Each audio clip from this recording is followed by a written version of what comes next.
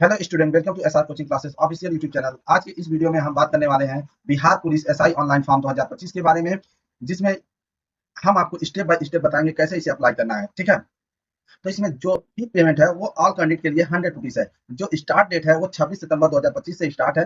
Last date जो है वो 26 अक्टूबर है। ठीक है, और कब तक आप पेमेंट कर सकते हैं? 26 अक्टूबर तक ही आप पेमेंट भी कर सकते हैं। अभी इसका जो एग्जाम डेट है वो अभी नहीं आया है, ना ही इसका एडमिट कार्ड का डेट ही आया है। ठीक है, तो इसको कैसे अप्लाई करना है ये भी हम देख लेते हैं। तो उससे पहले हम एज के बारे में बात कर लेते हैं। ठीक है, जो मिनिमम एज है वो 20 साल होना चाहिए, और मैक्सिमम एज जो होना चाहिए वो होना चाहिए 37 साल।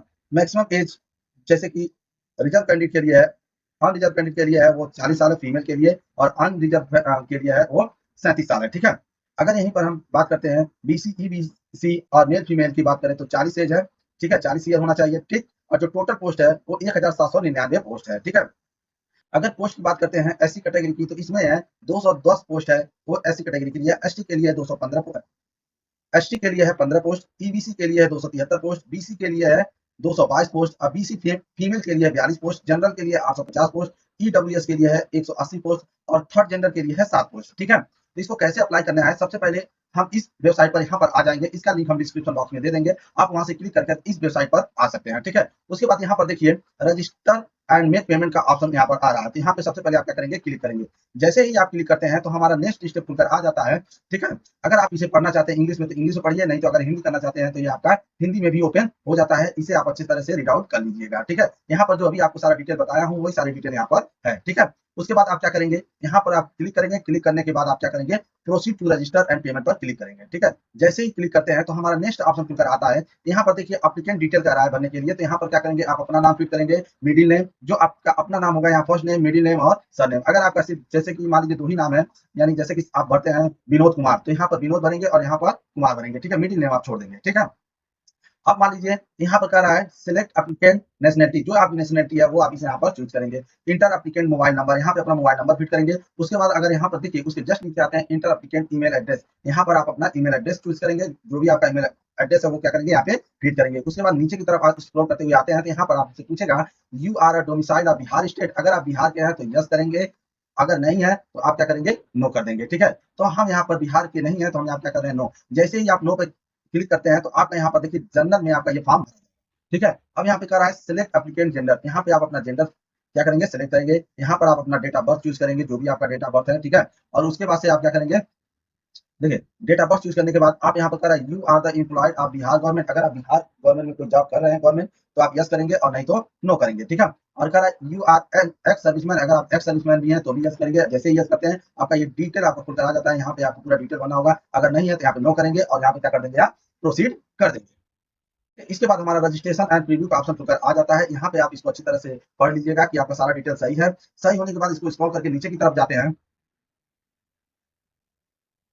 तो यहाँ पर देखिए आ जाता है डिक्लेरेशन बाय द कैंडिडेट। तो यहाँ पे आप क्या करेंगे, डिक्लेरेशन पर क्लिक करेंगे और यहाँ पर कैप्चा फिट करेंगे। अगर आप ऊपर जो अभी देखे हैं वहां पर आपका गलत है तो यहाँ पे एडिट एप्लीकेंट करेंगे और आप इसको एडिट कर लेंगे, सही करेंगे। ठीक है, अगर आपका सब कुछ सही है तो यहाँ कैप्चा फिट करेंगे। कैप्चा फिट करने के बाद मेक पेमेंट करेंगे। ठीक है, तो पेमेंट करने के बाद देखिए जैसे ही आप पेमेंट करते हैं तो आपका पेमेंट ऑप्शन खुलकर आ जाता है। आप इसमें से credit card, internet banking, UPI, किसी से भी आप क्या कर सकते हैं, पेमेंट कर सकते हैं। तो मान लीजिए मैं यूपीआई से पेमेंट करता हूं, तो यहाँ पे क्या करेंगे, यूपीआई क्यूआर पर क्लिक करेंगे, पे नाउ क्लिक करेंगे। ठीक है, जैसे ही पे नाउ पे क्लिक करेंगे तो यहाँ पर देखिए पेमेंट का क्यूआर खुलकर आ जाता है। अब हम यहाँ पे क्या करेंगे, इसको स्कैन करके पेमेंट कर देंगे। इसके बाद देखिए हमारा रजिस्ट्रेशन नंबर आ जाता है। You have successfully fill the registration number and payment has been received. ठीक है, उसके बाद हम क्या करेंगे, proceed to fill application form पर क्लिक करेंगे। लेकिन उससे पहले हम क्या करेंगे, जो रजिस्ट्रेशन आईडी है इसको कॉपी कर हम रख लेंगे। ठीक है, और उसके बाद प्रोसीड कर देंगे तो ये पॉपअप खुल जाता है। इस पर हम क्या करेंगे, ओके कर देंगे। ओके जैसे ही करते हैं तो हमारा नेक्स्ट ऑप्शन खुलकर आ जाता है। इसको स्क्रॉल करते हुए नीचे की तरफ जाएंगे और चेक बॉक्स पर क्लिक करेंगे और उसके बाद proceed to fill application form पर क्लिक कर देंगे। इसके बाद हमारा एप्लीकेंट डिटेल खुलकर आ जाता है।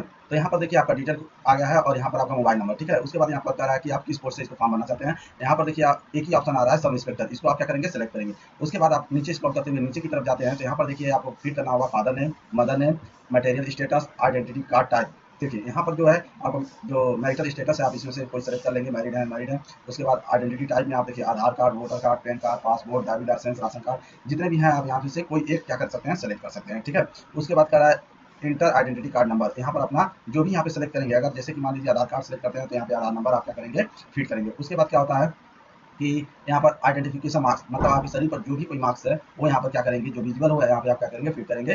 ठीक है, फिर करा are you ward of freedom fighter, तो आप यहाँ पर यस या नो कर सकते हैं। अगर है तो यस कीजिएगा। यस जैसे ही करेंगे वहाँ पे सारा डिटेल भरने के लिए आ जाएगा कि आपका क्या रिलेशन है, पोता पोती, नाती नाती ऐसे हैं, तो आप क्या कर सकते हैं, नो यस कर सकते हैं, फिर डिटेल दे सकते हैं। और नहीं है तो आप क्या करेंगे, नो करेंगे। ठीक है, उसके बाद यहाँ पर आ जाता है एजुकेशनल क्वालिफिकेशन डिटेल। तो यहाँ पर देख लीजिए, आपका पहले हाई स्कूल भरना है। ठीक है, 10th का मार्कशीट, यहाँ पर किस यूनिवर्सिटी से हैं, आप किस बोर्ड से हैं, फिर पासिंग ईयर आपको यहाँ पर फिल करना है। ठीक है, उसके बाद यहाँ पर देखिए ग्रेजुएशन मांग रहा है, ग्रेजुएशन आप किस इंस्टीट्यूट से किए हैं। ठीक है, और सर्टिफिकेट नंबर यहाँ पर मांग रहा है, यहाँ पर भी आप सर्टिफिकेट नंबर भरेंगे और यहाँ पासिंग ईयर फिल करेंगे। ठीक है, उसके बाद यहाँ पर क्या करेंगे, देखिए नेक्स्ट जो ऑप्शन है हमारा पोस्ट ग्रेजुएशन का है। ठीक है, यहाँ पर क्या करेंगे, जो पोस्ट ग्रेजुएशन आप किए हैं अगर आपके पास है, क्योंकि ये तो ग्रेजुएशन का है तो इसे आपको 10th और ग्रेजुएशन का तो फिल करना है, क्योंकि ये पर देखिए स्टार लगा हुआ है। लेकिन पोस्ट ग्रेजुएशन अगर आपके पास है तो आप यहाँ फिल कर सकते हैं, नहीं है तो आप नहीं कर सकते हैं, कोई दिक्कत नहीं है। ठीक है, उसके बाद देखिए यहाँ पर उसके बाद नेक्स्ट ऑप्शन जो है एड्रेस डिटेल का है। ठीक है, यहाँ परमानेंट एड्रेस, जैसे कि आप अगर जैसे कि मान लीजिए यूपी में रहकर पढ़ाई कर रहे हैं और आपका जो एड्रेस है परमानेंट है वो बिहार का है, तो यहाँ पर आप अपना बिहार का एड्रेस डालेंगे और कॉरस्पॉन्डिंग एड्रेस आप क्या करेंगे, यूपी का डाल सकते हैं। ठीक है,